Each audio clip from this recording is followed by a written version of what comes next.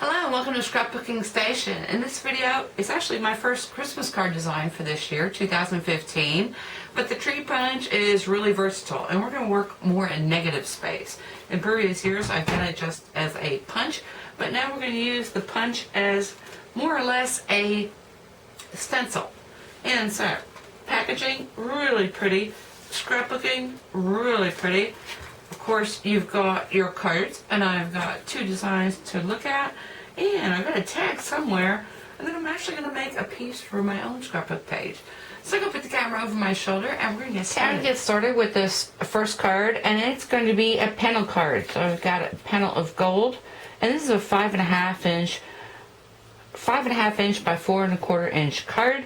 I'm going to cut this one 1/4 inch shorter on both sides. That'll give me an 1/8 of an inch border.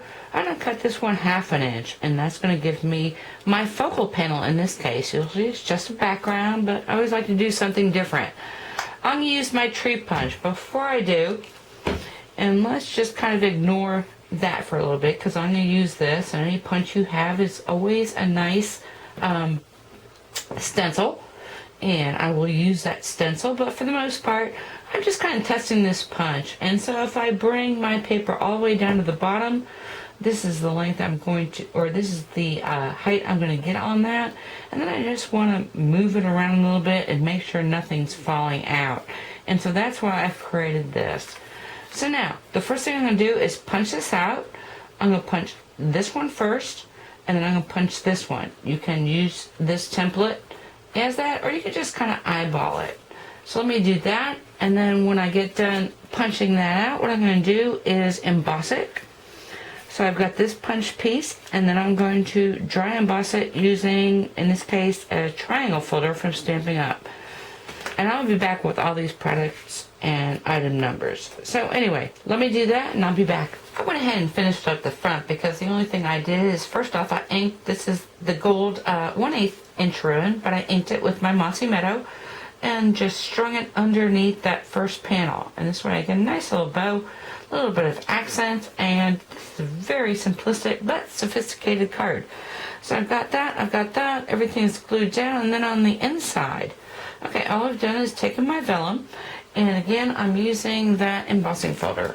So, this is a piece of vellum, and I've used my embossing folder, inked it, and actually to pull off ink, if you've got a brayer, first off to put on ink, if you've got a brayer, you put it on, and then to pull it off, take off the ink off your brayer, and then come again, and it'll start pulling off that ink before you position your vellum. So that's how I've got that. I've got some torn edges here, and then I used, not the stamp, because I've got these coordinating stamps that go with this punch.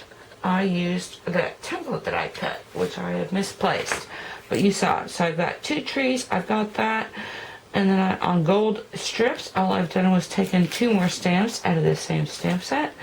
And at first, I did test it, and it was a little bit dull to me when I did just using my Mossy Meadow ink.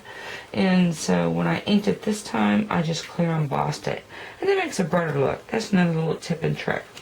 Okay, kind of a sophisticated card. Oh, I did use my stamp for my envelope, and I've got a little tip and trick after I look at my next card. So I'll show you these photographs, and now we're going to move into something a little more playful. Exactly the same sort of technique, only instead of using gold, I've got a piece of pattern paper. I punched out an alternating pattern, or actually coordinating pattern, and this tree, and then I've got my BE and stars. I decided to use some baker's twine instead, because I said, again, a little bit playful. And since I'm using negatives on the front, I used negatives on the interior. So this is a Thinlit Mary, and I've got the strip here. Did it in white, so playful. I did do the envelope as well. And the only thing when you're using already put together envelopes, before you stamp, if you don't want some of these edges showing up in your stamping, just slide a piece of cardstock in there, and that'll keep things nice and crisp. Okay, before I leave this video, I want to do some packaging. So let me set up for that, and I'll be back.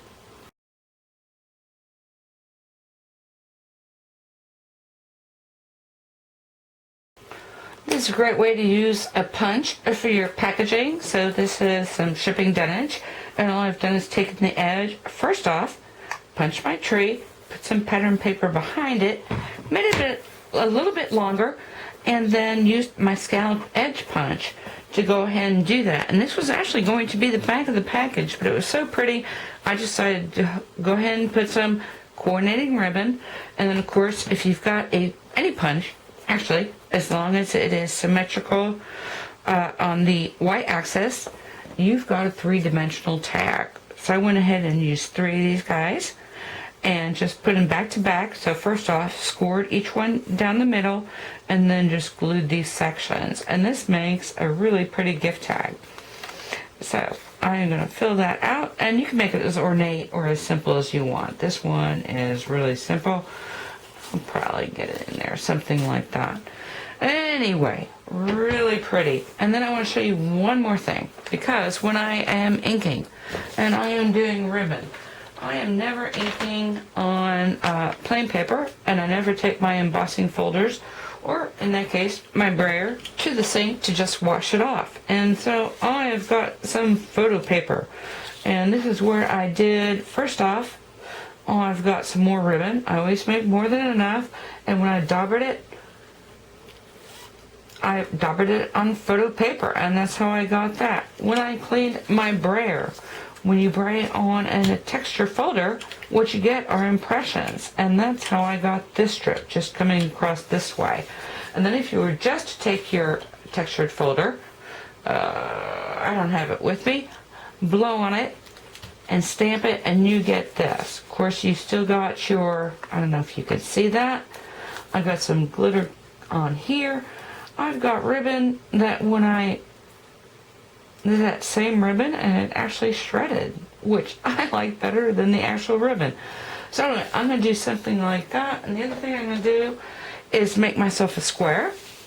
Since I've got that really pretty background, I'm going to take a photograph of my finished cards, and actually maybe even my packaging, and I'm going to use my 4x4 square because I am going to create a scrapbook layout. I'm going to take my finished project photo in there. I will take a photograph of that because I will finish it.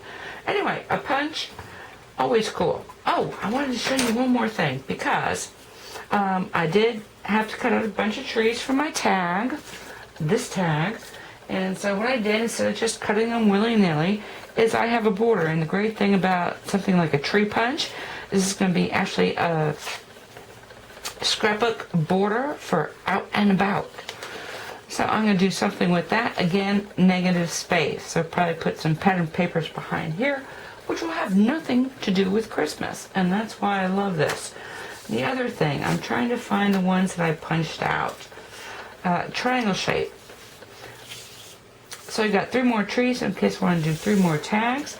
The other thing you can do, these make nice arrow tips. Even if I were to punch into each other and change colors, that would be pretty as well. If I were to do some sort of pinwheel, that would be pretty as well. If I were to do something like this. Anyway, when you're buying a punch, they're not cheap, and so therefore you want to make the most of it. So let's bring back all my projects, and I hope you took something with you you can use in your own card making, and thank you for watching.